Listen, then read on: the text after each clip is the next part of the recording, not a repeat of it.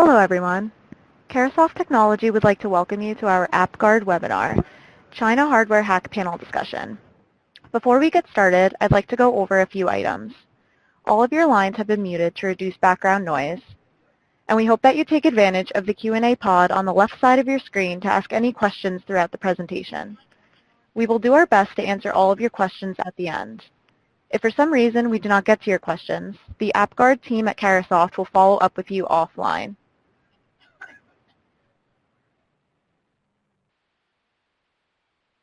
Carahsoft is a trusted government IT solutions provider, delivering software and support solutions to federal, state, and local government agencies. Carahsoft maintains dedicated teams to support sales and marketing for all of its vendors, including AppGuard, Symantec, Adobe, VMware, and Red Hat. Our contact information will be at the end of the presentation, so please don't hesitate to call or email us with any of your needs. This webinar is being recorded, and a copy of the presentation will be emailed to you. At this time, I'd like to introduce John Lowe, CEO at AppGuard. John, the floor is all yours.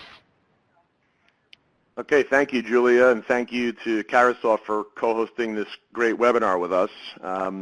Again, my name is John Lowe, and I'm the CEO and a board director at AppGuard. I'm pleased to welcome more than 100 of you as our guests to our continuing series of high-level informative webinars where we always seek to empower our customers and friends in the IT community with knowledge and tools to be better able to defend their enterprises. The alleged hardware-based hack by China has raised an interesting new set of risk profiles that many companies had not previously contemplated. Fortunately, our company has developed one of the most advanced security capabilities allowing enterprises to exchange data, voice, and messages over compromised hardware components without being intercepted or interfered with. The thought of protecting IoT and 5G is quite daunting to many, especially when earlier generations of networks and infrastructure still continue to be compromised. But as we all can agree, in order to properly defend, we must all think differently and be unafraid of contemplating new and sometimes intimidating ways of operating. AppGuard is not afraid. Let's work together to protect your business. I'm very proud to introduce several people, amazing people who've agreed to serve on this panel, each of whom has direct and significant experience battling the cyber-based threats posed by state actors. I accentuate direct and significant because I think our industry is filled with conferences and webinars and presentations by people who don't satisfy both of those criteria.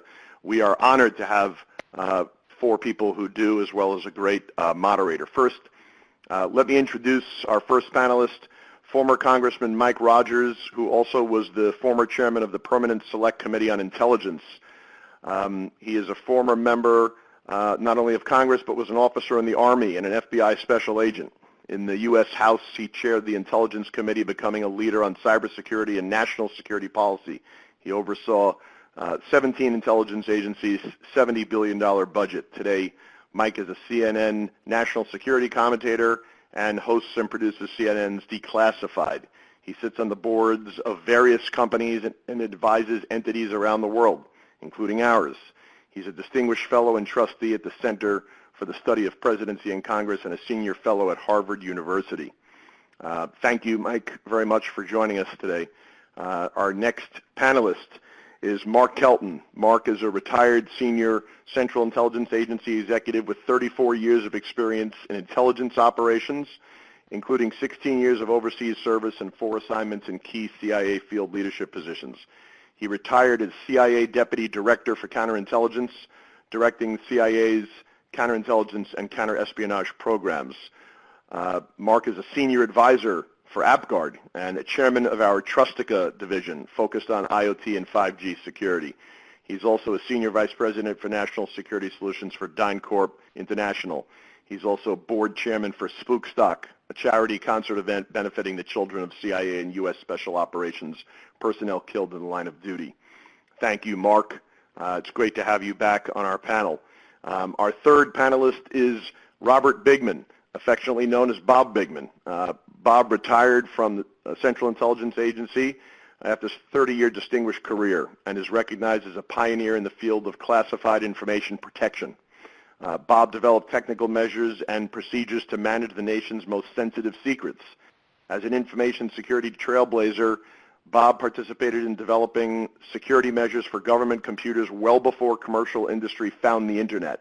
He then developed creative solutions to allow CIA to use the Internet to further its mission without exposure.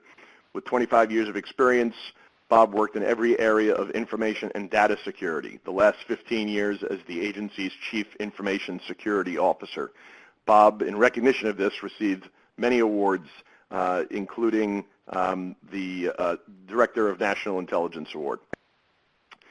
Bob is now an independent consultant, works with the U.S. government, foreign governments, and the top 50 Fortune corporations, helping them build productive cybersecurity programs.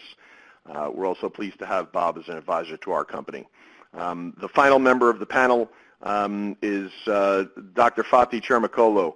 Fatih is our CTO and head of research and development. Prior to joining AppGuard, he served as the chief software architect for Blue Ridge Networks, where he invented the core technology of AppGuard. As a visionary with a wealth of enterprise service and IT operational experience, Fatih architected and led the implementation of that company's key product lines. He has served as lead architect at MCI Communications, as well as lead software architect at Storage Tech, a senior consultant to the World Bank Enterprise Computing Group.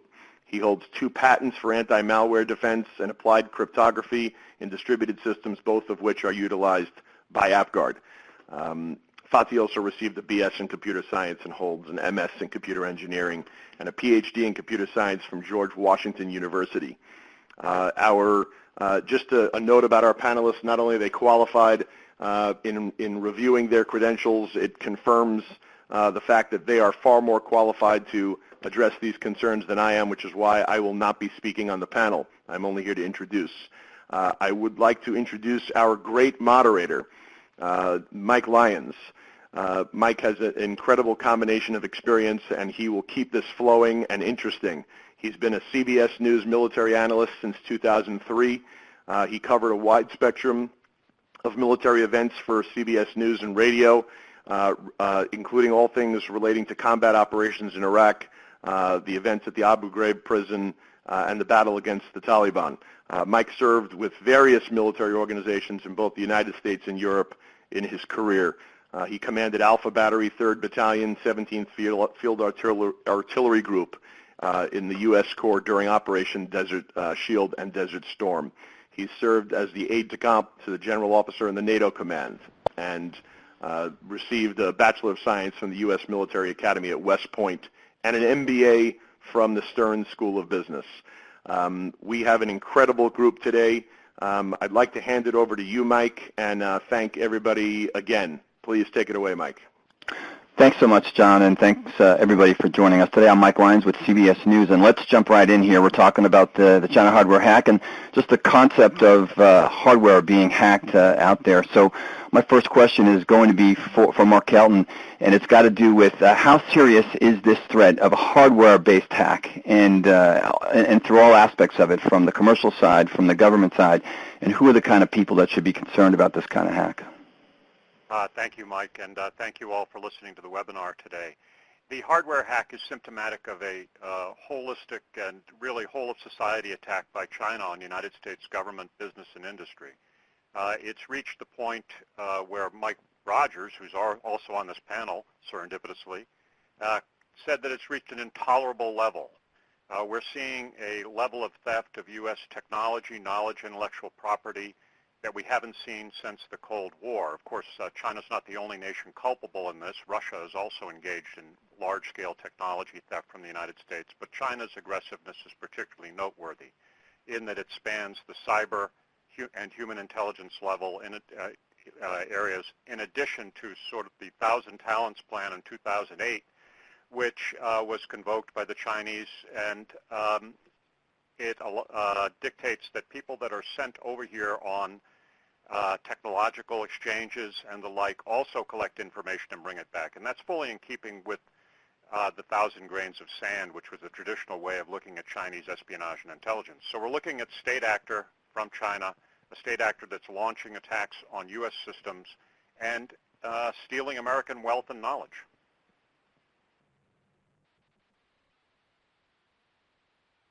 Okay. And Bob Bigman, from the CISO's perspective, what's your take on it? I mean, you're playing defense obviously most of the time. How does the CISO have to look at this threat of hardware-based attack coming into their environments? Sure. Well, thank you for having me. So this is the little dirty little secret that we don't talk much about in cybersecurity, and that's the hardware-based attack. And the reason for it, frankly, is we have very few diagnostic and preventative measures to address this. It is the most difficult attack to identify because if, as published and as discussed, this is a microchip that's been installed on a motherboard or on a circuit card and is stealing data at the hardware level, there's not a whole lot we can do at the software level to fix it. So it is a particularly insidious attack.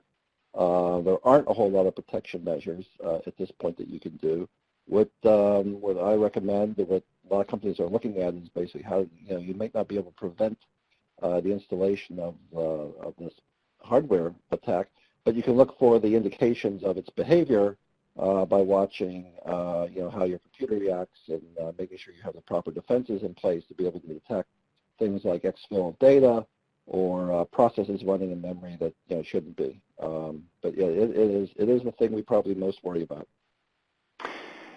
Mike Rogers, the Congress has been reticent to get involved with these kinds of things. We didn't see them get involved with the North Korea hack of Sony. I mean, it's a commercial aspect here. But this is all about the supply chain and what's happening in our foundries and what these chips that are potentially being installed overseas. What's Congress going to do? What's the legislative viewpoint towards this? Are they going to step up and get in the game here and try to make some kind of way to figure out how we can keep these kinds of things from getting into the supply chain? Well, I mean, I think as each one of these kind of attacks becomes more public, I think that you will slowly get Congress engaged. I don't think there's a cavalry over the hill coming in to save everybody, candidly. If you look at what the legislative solution in Great Britain was on Chinese gear coming in, they have a center that specifically tests routers and other things to make sure that there's either no malware or other malfunctioning, if you will, devices, routers, specifically multiplexers, other things provided by Huawei. Well, guess what? Their report this last summer found that there was no binary equivalent to about half of the gear they tested, meaning that the gear they tested and the source code that they tested was not exactly the same that was implemented across the network.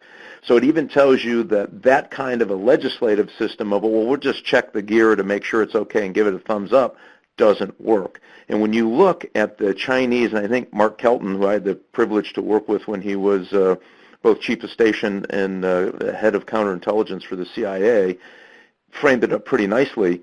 When you look at the ecosystem of Chinese spying, from everything from controlling the routers and the software on the routers, and to now insert chips to a company, by the way, just down the street from Huawei, you can see the multi-layer approach that they're using to extract data from people, which means that Congress at some point is going to have to get engaged on pushing back on this. And just the last piece of that, when China Telecom, using Huawei and ZTE routers and POPs, point of presence, even in places in the United States and Canada, they were able to take that internet traffic, a lot of it from defense companies, by the way, copy it in China and send it back, which was never the intention. And again, it just shows you the sophisticated layers that they're laying on top of it. And this hack, this chip hack, is so dastardly because the way that chip was designed, according to all reports, it could insert malware and also take it off at any given time. And it was done through the starting and rebooting of that particular circuit board. That is a really clever way and almost damn near impossible to catch it when it's actually feeding in that malware. Yeah, and so Mark, for you now, let's further expound upon what Mike Rogers was talking about. So what other kind of data and devices are at risk? Is it just the routers? I mean, as this world is pivoting to this Internet of Things, environment where anything with an IP address has got to have a security layer on it. What other types of devices are going to be at risk here if we don't get our arms around it? What other things are we looking at? So the Chinese threat is comprehensive. It's directed against all systems and devices that contain or carry any information of potential interest to the Chinese and to Chinese intelligence in particular. And one has to keep in mind that their scope of interest is not merely governmental information, but it's also intellectual property, technological information, sometimes business negotiation strategy, the full panoply of commerce in the United States. The classified information seems fairly clear. People always think about that being under attack. Industrial and trade secrets, not so much. People don't think of state actors, particularly those like China, who can bring to bear extensive intelligence resources, actually going after those things and then passing them back to their own industry. Intellectual property, research data, and in addition, personal data. The OPM attack, which was several years ago now, the Office of Personnel Management attack, initially we heard a lot in the commercial sector that this was probably people going to sell that information on the dark web. It wasn't about selling information on the dark web. It was about gathering targeting data on American citizens that the Chinese intelligence could further exploit, and I presume that they're doing that right now. So that sort of underlines the fact that the Chinese are not only going after things that are classified and obviously of value, but they're going after the full panoply of information that devices carry, and consequently the full panoply of technology. And so, Bob, from a CISO's perspective, there, what kind of steps should we take now to prevent these kinds of hacks? Again, you guys, CISO gets up every day and figures out how to defend. What can we do now and in the future to prevent this kind of a hack? Well, the population of choices is, let me say, is not rich. Let me tell you some of the things that we have been doing and some things I've guided other CISOs in doing as a consultant. One thing, and don't laugh when I say this, one thing we've been doing is asking vendors to basically validate in the procurement and acquisition process that they can attest to both the firmware and the integrity of the chips and boards that they send us and they sell us. So that that is what it is. What does that mean when you're asking us to provide you a piece of paper? At a more technical level, there has been, in just the last 6 months, we've seen companies, I don't know in particular whether we can validate their capabilities, but basically they say they have the ability to test cards and test boards to look for things like changes in data circuit bus movement or power changes to check that there might be something on the card or on the bus. There's probably some potential there. Some of the other things you can do, I advise companies to use the Trusted Platform module, the TPM chip, if it's available on their system, to make sure they can get a secure boot, which might, we don't know the details of this hardware hack, so we're not sure where into the stack it actually infected the system, but TPM might be able to help you mitigate some of that risk. Then, as I said before, you have to have a program that looks for, well, you might not be able to find the actual hack, but can you find and prevent the actual impact of the hack? Can you watch for, like this, supposedly the same chip also made outbound connections to Chinese monitored or owned command and control sites? Well, that's something you can probably watch for as well. In fact, I know of a couple cases where we've seen computers making outbound calls, and we've never been able to find where on the computer the actual call came from, which is a little bit unnerving. So yeah, those are about the best things we can do at this point. And Fatih, in the R&D department, what's kind of over the horizon there? What's from a technical perspective is either in the lab, or what are things that we could do again now in the future to protect this kind of a hack that you think could soon to be invented, or something that is from a technical side would bring this to everyone's attention? So the idea is the zero trust and mitigation of the damage caused by the hardware exploit. For that, there are two components to it. One of them is the hosts that Bob clearly identified some of the risks. The hosts, what I mean by that, servers, endpoints, workstations, running on exploited, compromised hardware.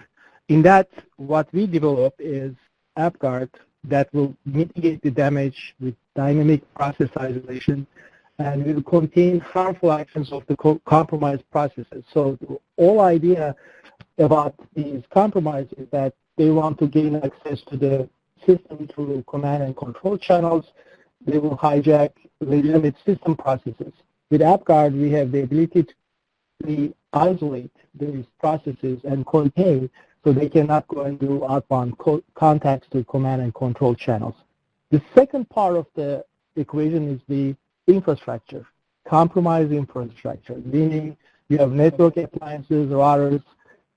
They will be under these type of exploits. If there is a case, 5G, FiOS, Web HTTPS, these type of platforms are no longer for secure transporting information.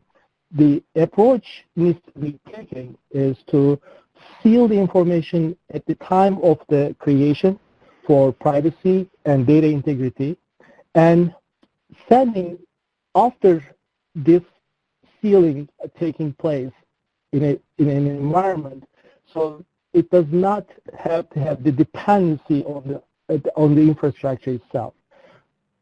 That is where we call Trustica. That is what we deliver Trustica today, is a framework to deliver sealing this information before sending over this untrusted compromised networks.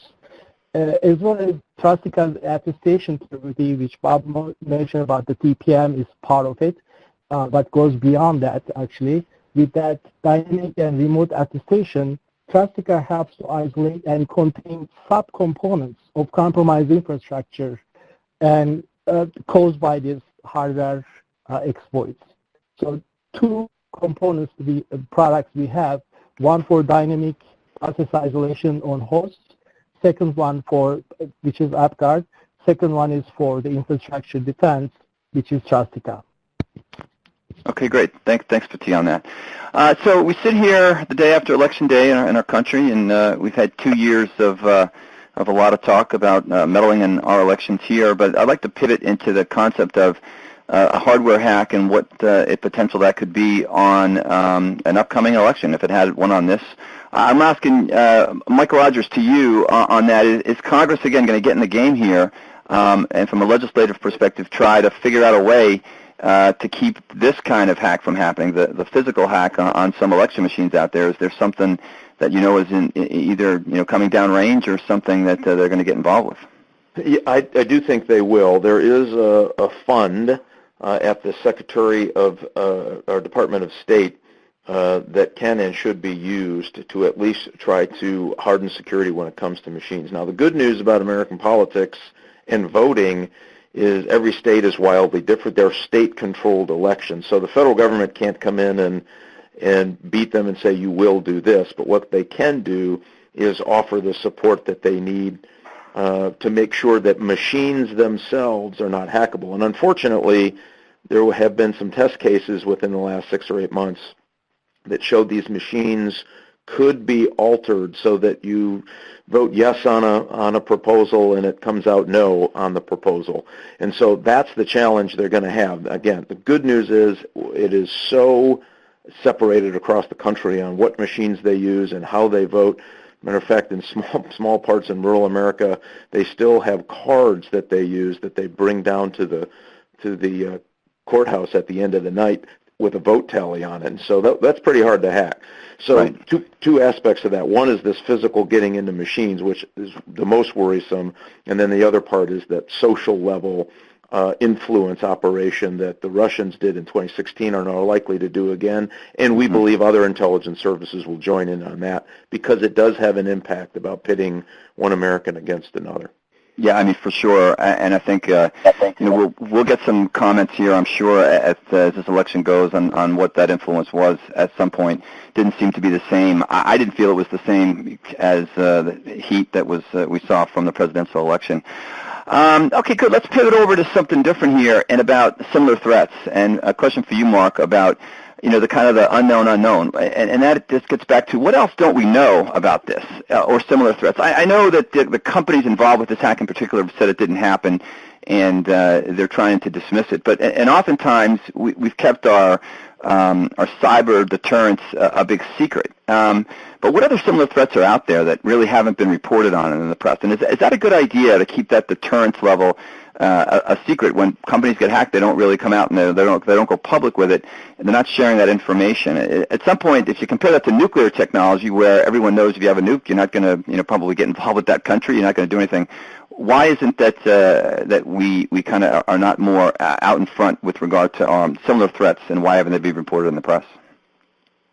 So the U.S. government has methods for sharing information when it identifies a attack on a U.S.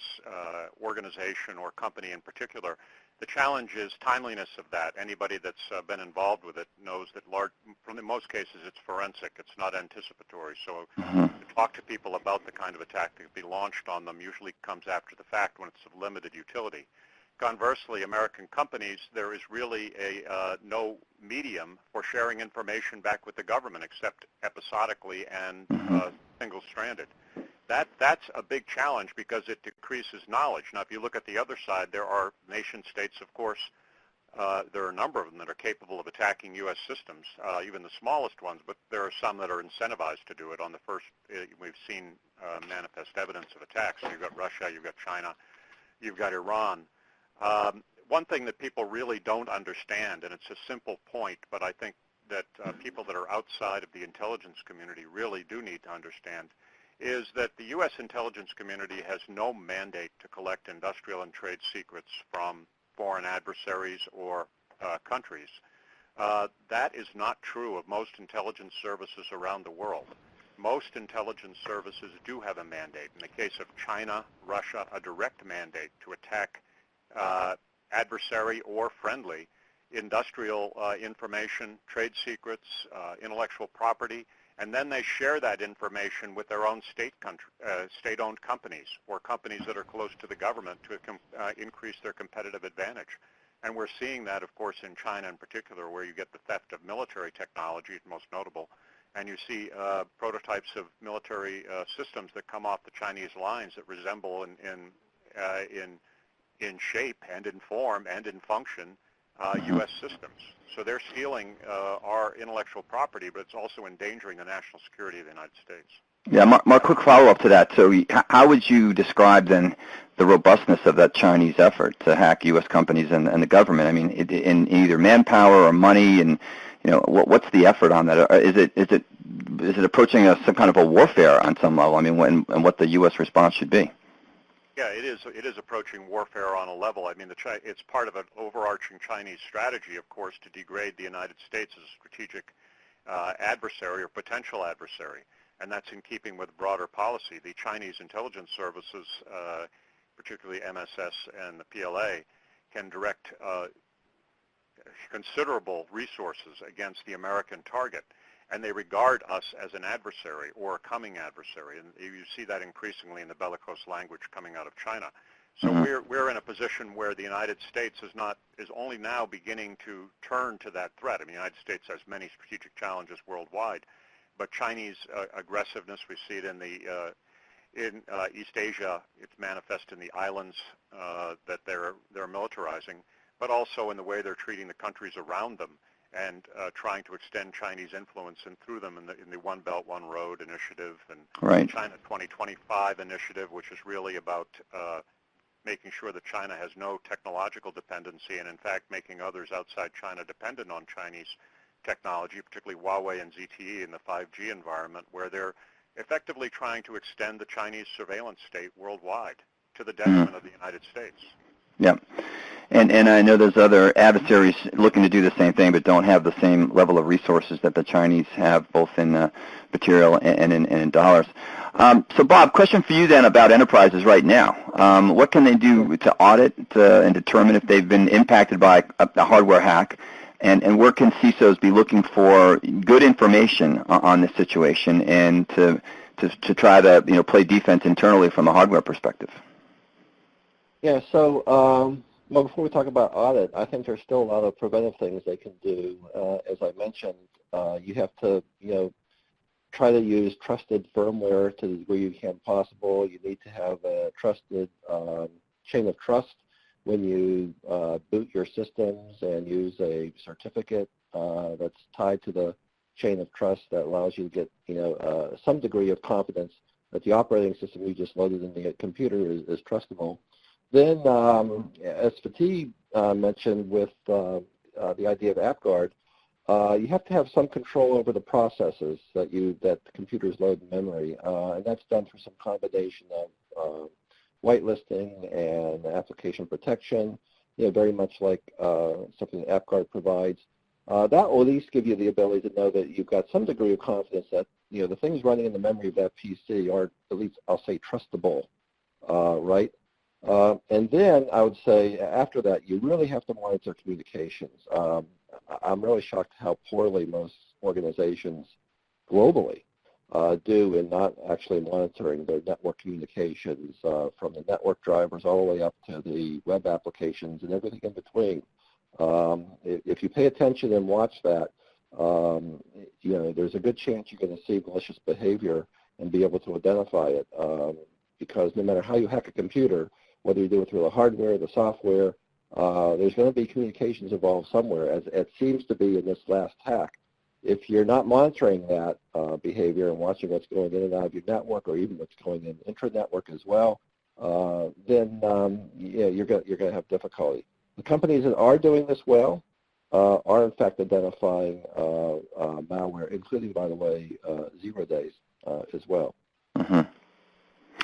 Okay, and I want to ask one more from Mike Rogers here about other adversaries, and from the perspective of anybody else could execute this kind of attack, and are the Chinese working with others? I mean, is it something we can just be singularly focused on from China, or is it something that we've got to look from other adversaries, and what impact that's going to have on trade with this administration trying to do new trade deals with different countries or other countries getting involved? Yeah, one thing about the Russians, who are near-peer competitors in malicious cyber activity, I would argue, they're actually better than the Chinese, and they're more targeted. Near-peer on capability with the United States is that they don't have the capability to get into the supply chain from a manufacturer's point of view. They do have the ability to infiltrate into the supply chain, and we've watched them do that in a variety of different ways.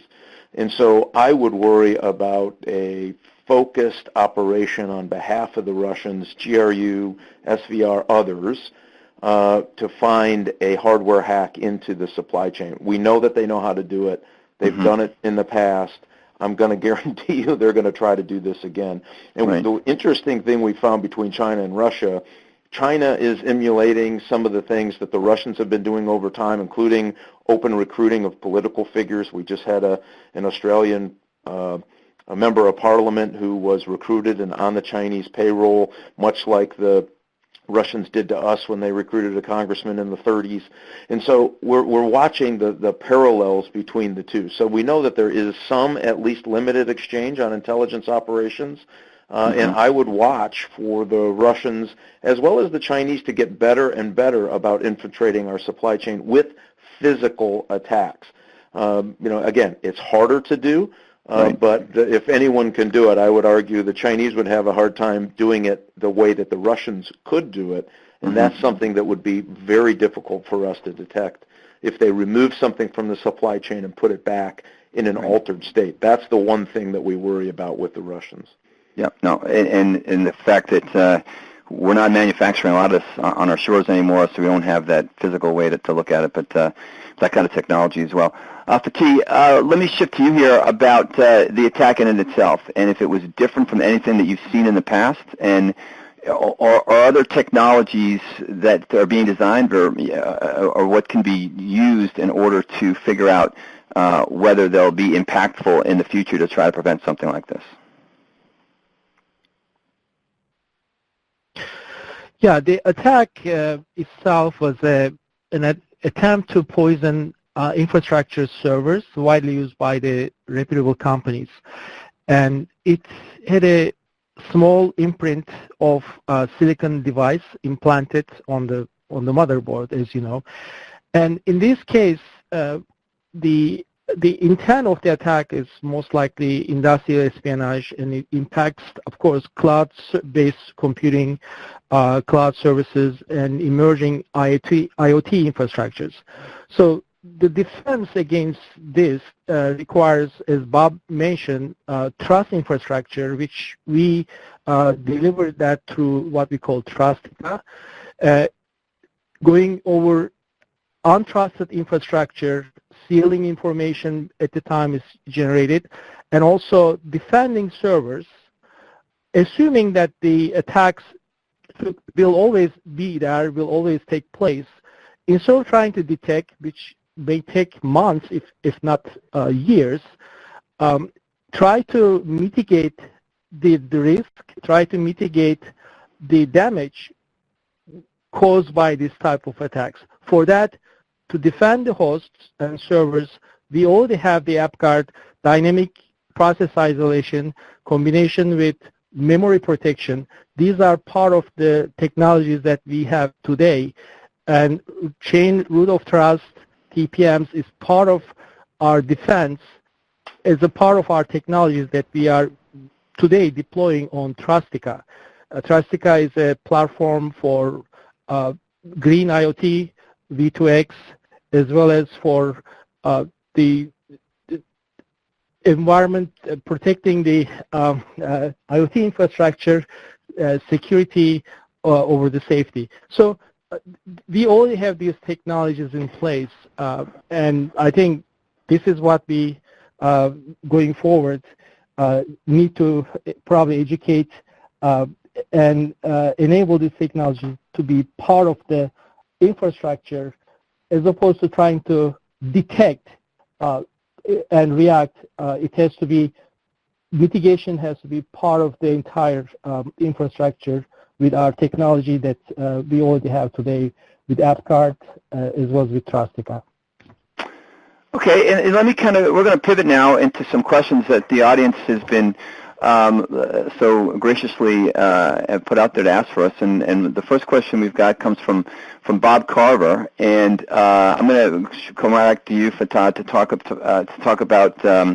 It sounds like you have control over the processes regardless of the location. So does AppGuard and Trustica have visibility into processes on disk, memory, and firmware, as well as data flows? So for T, that's a technical question. I hope you can answer that one. Could you repeat the question? I didn't get it. Yeah. I'm sorry. Yeah, sure. It sounds like you have control over processes regardless of location.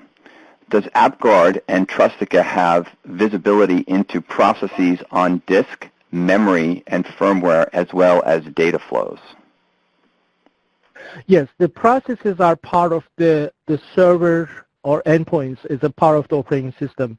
So we have direct visibility at the time the process is created at the kernel level. That is part of our AppGuard technology. The disk, as well as the infrastructure, when the boot takes place through the trusted boot platform, one of the key attacks is memory-based attacks, where even though you have completely boot starts from the trusted firmware, when the processes comes alive, they can be hijacked with even in that kind of platform. That is where AppGuard comes in with its isolation and containment capabilities. Trustica is for infrastructure, sealing the information, and making sure that information is sealed at the time of the generation of that information with privacy and data integrity. So it makes this information sealed, so it doesn't matter which platform, even that the platform is completely compromised, that platform will not impact the integrity or the privacy of that data. That Trustica today already implemented on the mobile platforms. We are working with V2X platforms as well as for green IoT. So data flow, infrastructure, process, isolation and containment, these are part of our AppGuard as well as Trustica platform operational today. Okay, and a follow-on to that actually came in right after, and it's got to do with how AppGuard can prevent against hardware hacks or hardware backdoor communication. So can you expound upon AppGuard's capability to do that, prevent hardware hacks or hardware backdoor communication? So when hardware hacks takes place or exploits takes place, they manifest themselves hijacking legitimate system processes, putting Trojans in them without having any kind of disk image. On the fly, they have the ability to manipulate the memory components of the processes. This is where AppGuard comes in. When those processes are hijacked in runtime without any disk image, without any kind of forensic footprint because of this hardware hack, that is where AppGuard, through isolation and containment, will not allow that process to go and steal information from another processes. Typically, stealing information is credentials, the encryption keys, or attempting to make connection back into command control channels to have a remote control. In those cases, this is where AppGuard comes in and prevents and containing those risky processes. Okay, great. Another question from Jeff, and I'm going to point this for Mark, and it has to do with the threat and how it was identified in the first place. So Mark, do you know how this was identified in the first place, and if there's a perception of it being widespread? My understanding, it was identified by Amazon Web Service asking a third party to do due diligence on a company with which Amazon was working called Elemental, and that was how the threat was identified, to my knowledge. That's the publicly available information. I have no reason to doubt that. Yeah. If the threat be widespread, potentially so. If you're installing a hardware attack on gear that can be distributed broadly, the question then becomes, is that gear, once it's installed, reachable by the attacking platform? And that's another question altogether. It depends on where it's installed and whether it's reachable. Right. Okay. So here's a question for Bob here. For everybody listening today, what kind of action items should we take away from the discussion to better prepare their companies for their organizations? What can CISOs do, and the kind of thing that keeps them up at night? What can they make sure that they're doing to keep them from the potential of this kind of a hardware attack in the future? Sure. To be honest with you, I think it's still going to keep them up at night. So we actually never sleep. Anyways, but a lot of things I mentioned earlier, I think the key ones are being able to do the things necessary both within the Microsoft operating systems and the other ones to minimize the risk by using assuring trusted processes, using as much as you can trusted and tested software. We haven't mentioned that at all, but one of the other protection mechanisms is also to make sure that the processes you're running in memory have been tested, that you've independently tested them somehow to validate that the code runs securely.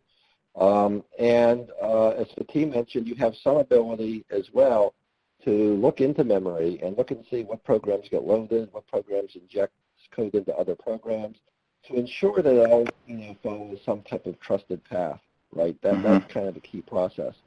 If the hardware hack uses the services of the computer, the CPU on your computer, then there's a good chance you can find it. What we don't know about the specific hack, at least I don't know the details of it, is whether that little microchip everyone saw on the end of the pencil, whether it had its own CPU and had its own processor in it.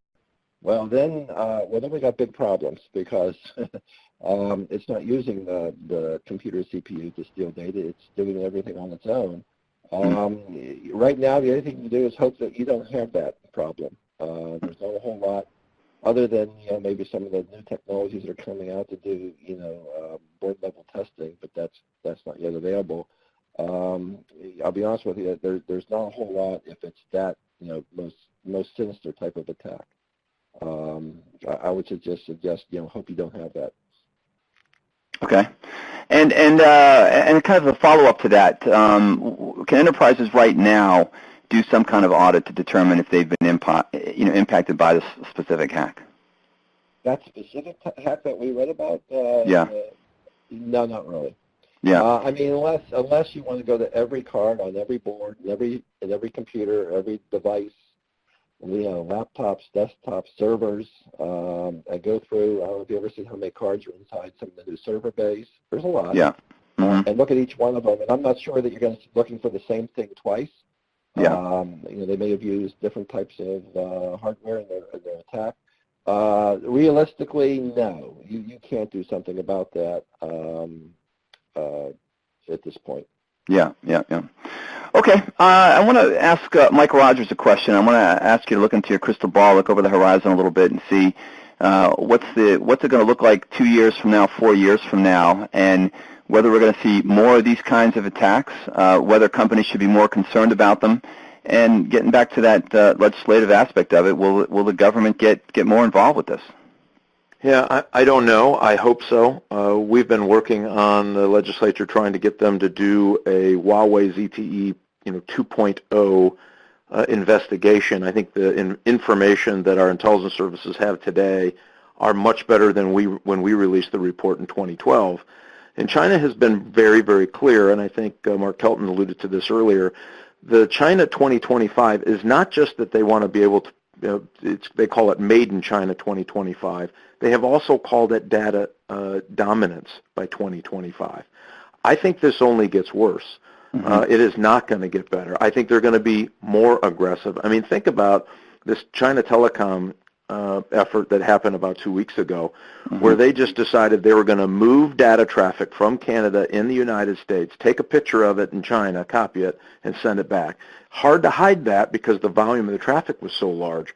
But they believe they got to this point where that is in their interests to be that brazen. And if they're at that end and also putting microchips into motherboards, Houston, we have a problem because it's only going to get worse. And now China is engaged in this social engineering when it figures out where it's going to want to target individuals. And so they're getting as sophisticated as the Russians have been on their social engineering to find out how they target people to get inside your firewall and on your networks. So you start adding all of those combinations. I don't know how it doesn't get worse. And they are determined to hit that 2025 date. There's a time predicted within the next 5 years you will not be able to buy any internet communications equipment that is not manufactured in China. None. Zero.